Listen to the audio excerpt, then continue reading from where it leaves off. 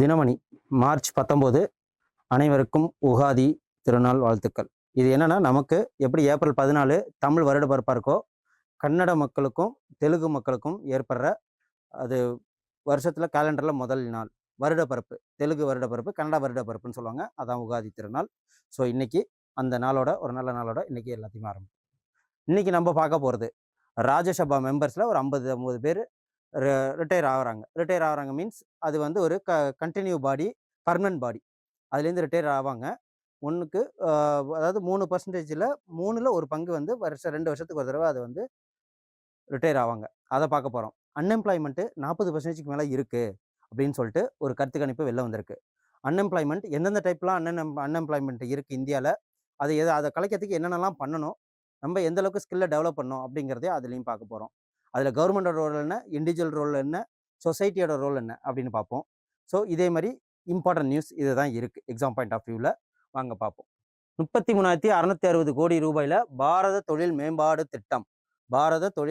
திட்டம் ஆரம்பிக்கிறதா சொல்லியிருக்கிறாங்க. நமக்கு தான் இப்போ எலெக்ஷன் வரப்போகுது. ஸோ அவங்க சென்ட்ரல் கவர்மெண்ட்டு அப்படியே ஸ்டாண்டர்டாக தான் இருக்க போது. நிறைய முன்னேற்பான திட்டங்கள் நிறைய கொண்டு வந்துட்டு இருக்காங்க. அதில் ஒரு திட்டம் தான் இது. ஓகே, 100 தொழில் பூங்காக்களை 33,660 கோடி ரூபாயில் இந்தியா ஃபுல்லாகவும் ஆரம்பிக்க போகிறாங்க. இதில் எதெல்லாம் ஃபோக்கஸ் பண்ணுறாங்க அப்படின்னு சொல்லிட்டு பாருங்கள். இதெல்லாம் எக்கனாமிக்ஸ் நியூஸு, சோஷியல் நியூஸும் கூட. தகவல் தொடர்பு துறை இந்த வாட்டி ஆரஞ்சு எக்கானமி அப்படின்னு சொல்லிட்டு நமக்கு வரலாம். அதில் தான் இந்த டிஜிட்டல் மார்க்கெட்டிங், யூடியூப்பு, அதுக்கப்புறம் எடிட்டர்ஸு, இவங்கெல்லாம் ஆரஞ்சு எக்கானமியில் வருவாங்க. ஸோ விளாக் பண்ணுறவங்க இதெல்லாம் ஆரஞ்சு எக்கானமியில் வரும். ஸோ அதையும் பார்த்துக்குங்க. தகவல் தொழில்நுட்ப அதுக்கப்புறம் தொழில்நுட்ப வசதி, உட்புற சாலைகள், கீழ்தள வாகன நிறுத்தம், சப்வே, கழிவுநீர் கால்வாய் வசதி, இது எல்லாத்துலேயுமே சேர்த்து தான் வந்து இன்ஃப்ராஸ்ட்ரக்சர் டெவலப்மெண்ட் பண்ணி ஒவ்வொரு தொழிலையுமே அவங்க இன்வெஸ்ட் பண்ண போகிறாங்க. அதுக்கப்புறம் மாநிலங்களில் இருந்து விடைபெறும் 59 எம்பிக்கள். மாநிலங்களவை அப்படின்னா இது என்னன்னு சொல்லுவாங்க அப்படின்னா ராஜ்யசபா அப்படின்னு சொல்லுவாங்க. ராஜ்யசபா அதாவது மேலவை. இதில் யார் இருக்காங்க அப்படின்னு பார்த்தீங்கன்னா வைஸ் பிரசிடென்ட் தான் சேர்மனாக இருப்பாங்க. இதை வழி நடத்துறது யார் அப்படின்னா வைஸ் சேர்மனாக இருப்பாங்க. இது எத்தனை பேர் இருக்கு? மேக்சிமம் 250 மெம்பர் சீட்டு இருக்கும். ஓகே, ஆனால் இப்போ இருக்கிறது 245. இதில் 229 பேர் மாநிலங்கள் ஒவ்வொரு ஸ்டேட்லேருந்து வருவாங்க. 4 பேர் வந்து யூனியன் டெரிட்டரிஸ் வருவாங்க. 12 பேர் வந்து நாமினேட் பண்ணுவாங்க. ஓகே, ஸோ இதெல்லாம் கூட்டி பார்த்தீங்கன்னா உங்களுக்கு தெரியும். புரிஞ்சுதுங்களா? 245 வரும். At the same time union டெரிட்டரியில் தலா ஒவ்வொரு சீட்டு எங்கெங்கே வரும் அப்படின்னு பார்த்தீங்கன்னா புதுச்சேரி, புதுடெல்லி, அதுக்கப்புறம் ஜம்மு அண்ட் காஷ்மீர், இவங்க யூனியன் டெரிட்டரியாக இருந்தாலும் அங்கேருந்து ஒரு சீட்டு வந்து ராஜ்யசபாவுக்கு வருவாங்க. இந்த ராஜ்யசபாவில் எங்கேருந்து கொண்டு வந்தாங்க, நான் அடாப்டட் ஃப்ரம் அப்படின்னு பார்த்தீங்கன்னா இந்த 229 ஒவ்வொரு ஸ்டேட்லேருந்து வரணும்னு சொல்லியிருக்காங்க இல்லையா, இது எலக்டோரல் காலேஜ்னால எம்எல்ஏஸ்னால தேர்ந்தெடுக்கப்படுறது தான் இந்த ராஜ்யசபா எம்பிஸ். இது எங்கேருந்து வந்தது அப்படின்னா சவுத் ஆப்பிரிக்காலேருந்து வந்தது. அப்புறம் இந்த 12 பேரை நாமினேட் பண்ணுறாங்க தெரியுமா, ஐரிஷ் கான்ஸ்டியூஷன்லேருந்து வந்தது. ஸோ இதை தான் தெரிஞ்சுக்கணும். ஓகேங்களா? அதுக்கப்புறம் இப்போ யார் இருக்காங்கன்னு சொன்னால் சிபி ராதாகிருஷ்ணன் சேர்மனாக இருக்கிறாரு. சேர்மனாக இப்போதைக்கு சிபி ராதாகிருஷ்ணன் அவர்கள் இருக்கிறாங்க. இதுக்கு மேலே அவங்க வைஸ் பிரசிடெண்ட்டாகவும் ஆக்ட் பண்ணுவாங்க. இது நமக்கு தெரியும். இப்போ சேர்மனை தேர்ந்தெடுக்கிற ஆர்டிக்கல் என்ன அப்படின்னா ஆர்டிக்கல் 89. ஓகே, ராஜ்யசபாவை டீல் பண்ணுறது. அது மட்டும் இல்லாமல் அதுக்கப்புறம் இந்த ராஜ்யசபாவுக்கு கவுன்சில் ஆஃப் ஸ்டேட்னு சொல்லுவாங்க. கவுன்சில் ஆஃப் ஸ்டேட்ஸு, இது நோட் பண்ணிக்கங்க. இது எப்போ ஆரம்பிக்கப்பட்டது அப்படின்னா 1952. ஓகே, 1952லேருந்து ராஜ்யசபா லோக்சபான்னு வந்தது. ராஜ்யசபா அப்படிங்கிறது அதாவது சேம்பர்ஸ். ஓகே, இது செகண்ட் சேம்பர். ஃபர்ஸ்ட் சேம்பர் எது அப்படின்னா லோக்சபான்னு சொல்லுவாங்க. இது கண்டினியூவாக இது வந்து ரன் ஆகும், கண்டினியூ பாடி. இது வேக்கண்ட்டே இருக்காது, நோ வேக்கண்ட். ராஜ்யசபா சீட்டுங்கிறது நோ வேக்கண்ட்டு. ஸோ அதனால தான் பார்க்குறோம், வேறு ஒன்றும் இதில் இல்லை. ஓகே, ராஜ்யசபா வேறு ஏதாவது இதில் இம்பார்ட்டன்ஸ் இருக்குது அப்படின்னு சொல்லிட்டு நம்ம டீட்டெயிலாக பார்ப்போம். ஸோ அதுதான் மாநிலங்களிலிருந்து விடைபெறும் 59 எம்பிக்கள் பாராட்டி பேசியிருக்கிறாங்க. இதில் யாரெல்லாம் முக்கியமானவங்க தலைவர்கள்லாம் விடைபெறாங்க அப்படின்னு பார்த்தீங்கன்னா தேவே கவுடா, முன்னாள் பிரைம் மினிஸ்டர் தேவே கவுடா போகிறாங்க. அதுக்கப்புறம் எதிர்கட்சி தலைவரான காங்கிரஸ் தலைவரான மல்லிகார்ஜுன கார்கே அவர்கள், அவங்களும் வந்து இதில் ரிட்டையர் ஆகுறாங்க. ஸோ திருப்பி எலெக்டட் பண்ணி ஓட்டு வருவாங்க. ஸோ இது பார்க்கணும். இதுக்கு நமக்கு எக்கனாமிக்ஸ் பாயிண்ட் ஆஃப் வியூ ரொம்ப முக்கியம். இந்தியாவில் மேலும் 2 யுரேனியம் சுரங்கங்கள் கண்டுபிடிக்கப்பட்டிருக்கு. இப்போ பிரச்சனையே வந்து யுரேனியம் என்ரிச்னால தான் இஸ்ரேல், ஏன்னா அவங்க அணு ஆயுதம் தயாரிப்பாங்க அப்படின்னு சொல்லிட்டு இஸ்ரேல் அதை பார்த்து சந்தேகப்பட்டதுனால யூஎஸ்ஏ அண்ட் இஸ்ரேல் சேர்ந்து ஈரானை வந்து தடுத்தாங்க. நான் ப்ரொலிஃபரேஷன் ட்ரீட்டி அப்படின்னு சொல்லிட்டு ஒன்று போடுவாங்க. இது என்னன்னா, நியூக்ளியர் பாமை எனர்ஜிக்காக, நம்ம நியூக்ளியரை அதாவது யுரேனியத்தை எனர்ஜிக்காக யூஸ் பண்ணலாம், பாம் அதெல்லாம் யூஸ் பண்ணக்கூடாது அப்படின்னு சொல்லிட்டு. அந்த மாதிரி விஷயத்தில் அதில் 5 கண்ட்ரி இருக்குது. அதில் USA, Russia, China and Iran and இந்தியாவும் இருக்குது நான் ப்ரொலிஃபரேஷன் ட்ரீட்டியில். இதில் நம்ம என்ன பாலிசி வச்சுருக்கோம் அப்படின்னா, ஃபஸ்ட்டு நம்ம அட்டாக் பண்ண மாட்டோம், பட் அட்டாக் பண்ணணும்னா திருப்பி நாங்கள் அட்டாக் பண்ணுவோம் அப்படின்னு சொல்லிட்டு அந்த ட்ரீட்டியில் நம்மளும் சைன் போட்டிருக்கோம். இதை சொல்லி தான். ஸோ இதையும் கொஞ்சம் பார்த்துக்குங்க. ஓகே. 2 யுரேனியம் சுரங்க திட்டங்கள் விரைவில் அமலாக வரும். 2500 டன் கையாளுற அளவா எங்கன்னா சத்தீஸ்கர் ஜெஸ்வால் மாவட்டம், ராஜஸ்தானின் சிகர் மாவட்டம், இங்கே தான் வந்து இந்த மைன்ஸை, யுரேனியம் மைன்ஸை எடுக்க போகிறாங்க. ஸோ இது மட்டும் நோட் பண்ணிக்கங்க. ஸோ இது ஒரு அவேர்னஸ் வீடியோ தான். இப்போது என்னென்னா, ஓட்டர் ஐடி இல்லாதவங்க எதை வச்சு வந்து ஓட்டு போடலாம் அப்படின்னு சொல்லிட்டு ஒரு தெளிவான அறிக்கை இன்னும் வெளியிட்டிருக்காங்க. நம்ம புகைப்படம் உள்ள எந்த ஒரு இதாக இருந்தாலும் சரி, என்னென்னா Aadhaar card, so driving licence, PAN card, so இதெல்லாம் யூஸ் பண்ணி நம்ம பண்ணிக்கலாம். ஓகே. வாக்குப்பதிவு என்பது ஆவணமாக எதை காமிக்கணும் அப்படின்னு சொல்லிட்டு சொல்லியிருக்காங்க அப்படின்னு பார்த்தீங்கன்னா, ஆதார் அட்டை, தேசிய ஊரக வேலை உறுதியளிப்பு திட்டம், இந்த 100 நாள் வேலைவாய்ப்பு கார்டுன்னு ஒன்று இருக்கு இல்லையா, அது இது கூட கொஷின்ஸ் கேட்கலாம். அதுக்கப்புறம் புகைப்படத்துடன் கூடிய வங்கி அஞ்சலக கணக்கு புத்தகம், தொழிலாளர் நல அமைச்சக திட்டத்தின் கீழ் வழங்கப்பட்ட மருத்துவ காப்பீடு அட்டை, ஆயுஷ்மான் பாரத் மருத்துவ காப்பீட்டு அட்டை, ஓட்டுநர் உரிமம், பேன் கார்டு, தேசிய மக்கள் தொகை பதிவேட்டின் கீழ் இந்திய தலைமை பதிவாளர் உள்ள திறன் அட்டை, இந்திய கடவுச்சீட்டு, புகைப்படத்துடன் கூடிய ஓய்வூதிய ஆவணம், மத்திய மாநில அரசுகள் பொதுத்துறை நிறுவனங்களால் வழங்கப்பட்ட இந்த மாதிரி சென்ட்ரல் ஸ்கீம்ஸ்லேருந்து ஏற்பட்ட எந்த கார்டாக இருந்தாலும் யூஸ் பண்ணி வாங்கிக்கலாம். ஓகே. இது முக்கியம், இதை தெரிஞ்சுக்குங்க. ஏன்னா இல்லையேன்னு சொல்லிட்டு நம்ம ஓட்டு போடாமல் இருந்துடக்கூடாது. ஐடி கார்டு, இப்போ பெல் மன்ற கம்பெனி செயல் மாதிரி உள்ள கம்பெனியில் ஐடி கார்டு கொடுத்துருப்பாங்க இல்லையா, அந்த இதை வச்சு கூட நம்ம போட்டுக்கலாம். ஸோ நம்ம குஜராத் போர்ட்டுக்கு வந்திருக்கு. இந்தியா வந்த மேலும் ஒரு கப்பல் 80,860 டன் கச்சா எண்ணெயுடன் இந்தியாவுக்கு வந்திருக்கு.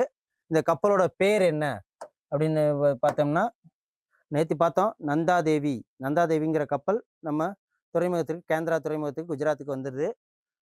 அதே மாதிரி ஜாக்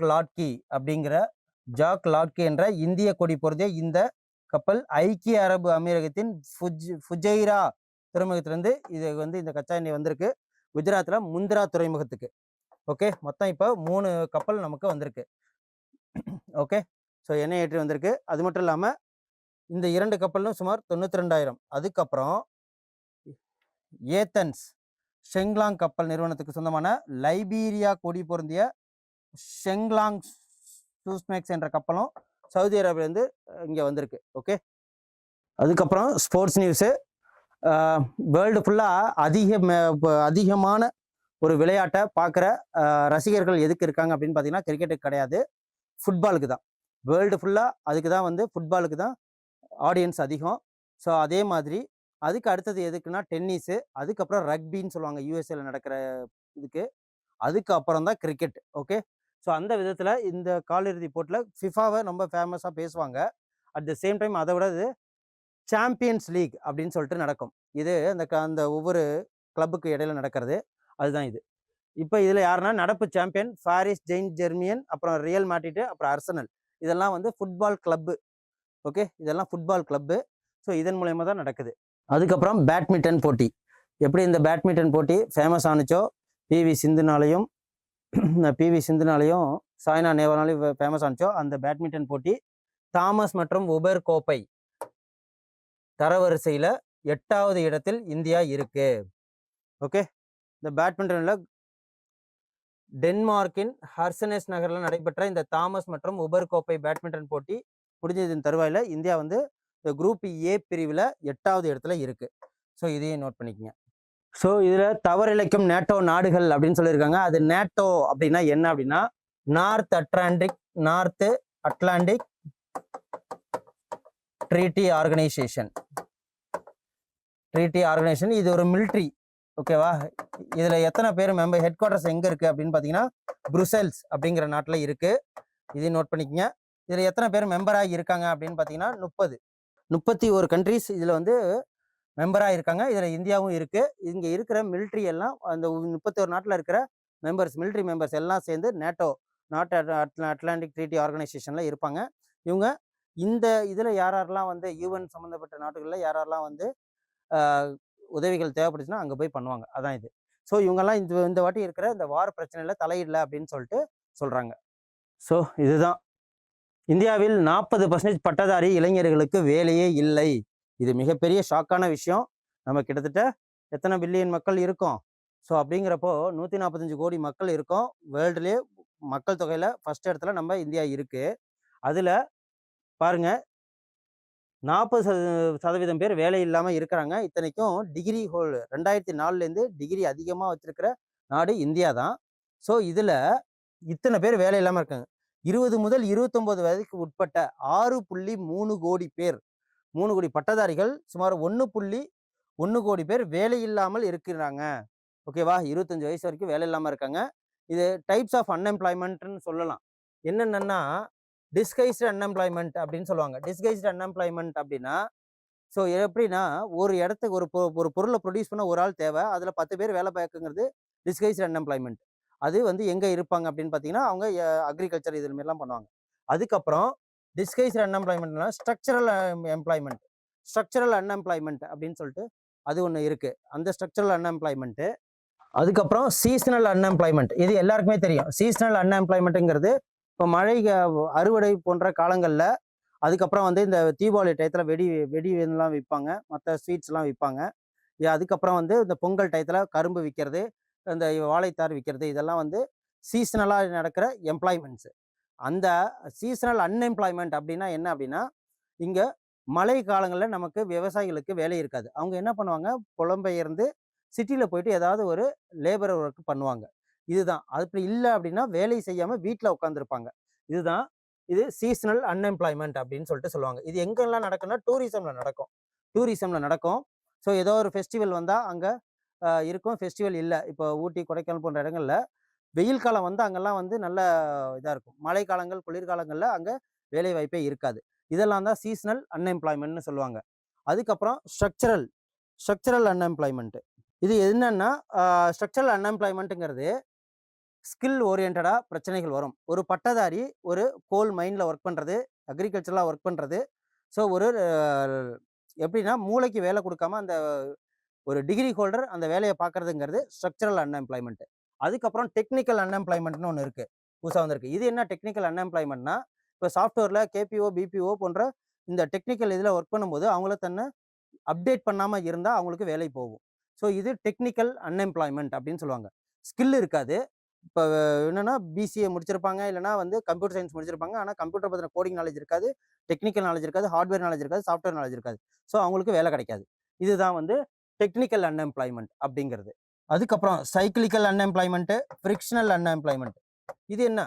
இந்த சைக்கிளிக்கல் அன்எம்ப்ளாய்மெண்ட் அப்படிங்கிறது என்னன்னா, இன்ஃப்ளேஷனால் ஏற்படுற இன்ஃப்ளேஷனால் சில தொழிலெலாம் வந்து மூடப்படும்.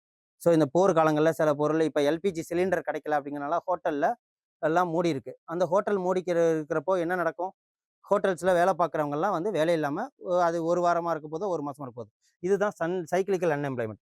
ஃப்ரிக்ஷனல் அன்எம்ப்ளாய்மெண்ட் அப்படின்னா என்ன அப்படின்னா, இப்போ ஒரு பையன் வந்து டிகிரி முடிச்சிருப்பாப்புல. டிகிரி முடிச்சுட்டு அவர் சிட்டியில் போய் வேலை பார்க்க போகிறப்போ அங்கே போய் 1 மாதம் 2 மாதம் இல்லைனா 1 வருஷம் வேலை பார்க்கறதுக்கு வேலை தேடணும். அதுதான் ஃப்ரிக்ஷனல் அன்எம்ப்ளாய்மெண்ட். ஓகே. அதுக்கப்புறம் வேற என்ன நடக்கும் அப்படின்னு பார்த்தீங்கன்னா, டெக்னிக்கல் அன்எம்ப்ளாய்மெண்ட் அது தெரிஞ்ச விஷயம்தான். ஸோ இதே மாதிரி அதுக்கப்புறம் அப்ஸ்கில் பண்ணாமல் ஒரு எம்ப்ளாய்மெண்ட் வரும். அந்த ஒரு அன்எம்ப்ளாய்மெண்ட்டும் இதே மாதிரி மொத்தம் இதே மாதிரி கிட்டத்தட்ட 40% பேர் வேலைவாய்ப்பு இல்லாமல் இந்தியாவில் இருக்கிறாங்க. அதுவும் இல்லாமல் 20 முதல் 29 வயதுக்குள்ள 6.3 கோடி பேர். அது மட்டும் இல்லாமல் இப்போதைக்கு என்ன பண்ணுறாங்க பசங்க, தேவையான பழக்கத்துக்கு இது பண்ணி அடிக்ட் ஆகுறாங்க. இப்போ மொபைலுக்கு அடிக்ட் ஆகி வேலைக்கு போகணுங்கிற இன்ட்ரெஸ்ட்டே வராமல் அவங்க என்ன பண்ணுறாங்க, ஒரு 200 500 இருந்தால் ரீசார்ஜ் பண்ணிட்டு 1 மாதம் இருந்துக்கலாம், 1 மாதம் அவங்களுக்கு டைம் பாஸ் ஆகிடும் அப்படிங்கிற மாதிரி. அதுதான் வந்து வாலண்டராக அன்எம்ப்ளாய்மெண்ட்டாக இருக்கிறது அப்படின்னு சொல்லிட்டு ஏகப்பட்ட அன்எம்ப்ளாய்மெண்ட் இருக்குது. 2004 முதல் 2023 காலகட்டத்தில் 50 லட்சம் இளைஞர்கள் பட்டதாரிகளாக உருவாகி இருக்கிறாங்க. ஸோ அதே மாதிரி வெறும் 28 லட்சம் பேருக்கு மட்டும்தான் வேலை கிடைத்ததாக இந்த அறிக்கை சொல்லுது. ஸோ 50 லட்சம் பேர்ல 28 லட்சம் பேர் வேலை கிடைச்சிருக்கு. மீதி உள்ளவங்களுக்குலாம் வேலை கிடைக்கல. அதுக்கப்புறம் 2017ஆம் ஆண்டுல 58% இருந்த இந்த போக்கு 2023 72% உயர்ந்திருக்கு. ஓகேவா? என்ன அப்படின்னா, குடும்ப சூழல் காரணமாக படிப்பை பாதியிலேயே கைவிடும் இளைஞர்களின் எண்ணிக்கையும் அதிகரித்திருக்கு. அந்த படிப்பை பாதியில விடுறது 2017 58%, 2023 72% உயர்ந்திருக்கு. ஓகே. ஸோ உயர்கல்வியை தவிர்த்துட்டு அவங்கலாம் வேலைக்கு போக ஆரம்பிச்சிட்டாங்க அப்படின்னு இருக்காங்க. ஸோ இது ரொம்ப ரொம்ப கான்ஷியஸான ஒரு சப்ஜெக்ட். ஸோ இது தெரிஞ்சுக்கணும். ஓகே. ஸோ அரசு இதுல என்னென்ன பண்ணணும் அப்படின்னு பார்த்தீங்கன்னா, சமூக பொருளாதார தடைகளை தாண்டி கல்வி கற்பவர்களின் எண்ணிக்கையை உயர்த்துவதில் இந்தியா வந்து முன்னேற்று இருந்தாலும், வேலை வாய்ப்பை உயர்த்துவதில் அவங்க என்ன பண்ணணும்? ஸோ அதுக்கு உண்டான ஸ்கில் டெவலப்மெண்ட்டை உயர்த்தணும், எஜுகேஷனை மாற்றணும், அதுக்கப்புறம் வந்து ப்ரொடக்ஷனை இம்ப்ரூவ்மெண்ட் பண்ணணும், எக்ஸ்போர்ட்டை வந்து அவங்க ஊக்குவிக்கணும். ஸோ அதுக்கு உண்டான அவேர்னஸ் கொடுக்கணும், ஸ்கில்லை வந்து இம்ப்ரூவ்மெண்ட் பண்ணணும். அதுக்கு உண்டான கரிக்குலம் வந்தால் தான் இவங்க என்ன பண்ணுவாங்க, தான் வந்து ஒரு இடத்துல வேலைக்கு போக முடியலனாலும் ஸ்டார்ட் அப் மாதிரி ஒரு ஆரம்பித்து அவங்க தன்னை உயர்த்திக்க முடியும். ஓகே. ஸோ இதில் தான் நமக்கு இருக்குது. அதுக்கப்புறம் ஒரு அவேர்னஸ், பேன் கார்டு விண்ணப்பிக்க ஆதார் மட்டும் போதாது, இதுக்கப்புறம் பிறப்பு சான்றிதழ் அதுவும் வேணும். வெறும் ஆதார் மட்டும் இருந்தால் பேன் கார்டு வாங்கிடலாம். ஸோ இப்போ ஏப்ரல் 1ஆம் தேதியிலேருந்து பிறப்பு சான்றிதழ் வேணும்னு சொல்லிட்டு சொல்லியிருக்கிறாங்க. அதுக்கப்புறம் இந்த எல்பிஜி விநியோக பாதிப்பால் இந்த வருஷம் வீட்டில் உபயோகிக்கிற ஜென்ரலாக ஒரு 45 நாள் வருது அப்படின்னா, இப்போ 55 நாள் 60 நாள் வர்ற மாதிரி சிக்கனமாக யூஸ் பண்ண ஆரம்பிச்சிருக்காங்க. ஸோ கேஸ் யூஸ் பண்ணுறதே வந்து வெறும் 17% சரிவுக்கான இருக்கு. ஓகே. ஸோ இதுதான். ஸோ இன்னைக்கு யுகாதி பண்டிகை ஆந்திராலையும் கர்நாடகாலையும் கொண்டாடுறாங்க. ஸோ எல்லாருக்கும் மறுபடியும் யுகாதி திருநாள் வாழ்த்துக்கள். ஸோ இதேமாதிரி எக்ஸாம் பாயிண்ட் ஆஃப் வியூவில் நீங்கள் தெரிஞ்சுக்கணும் அப்படின்னா, இன்றைக்கி ராஜ்யசபா பற்றி நல்லா பார்த்துக்கிட்டோம், அன்எம்ப்ளாய்மெண்ட் பற்றி நல்லா பார்த்துக்கிட்டோம். ஸோ அதேமாதிரி ஒவ்வொரு நாள் ஒரு ஃபேக்ட் டீட்டெயிலாக பார்ப்போம். ஸோ எங்கள் சேனலை சப்ஸ்கிரைப் பண்ணுங்கள், கமெண்ட் பண்ணுங்கள், டெய்லியும் கரண்ட் அஃபேர்ஸில் டச்சில் இருங்க. நன்றி, வணக்கம். Send a map. You dare to dream, we care to accomplish.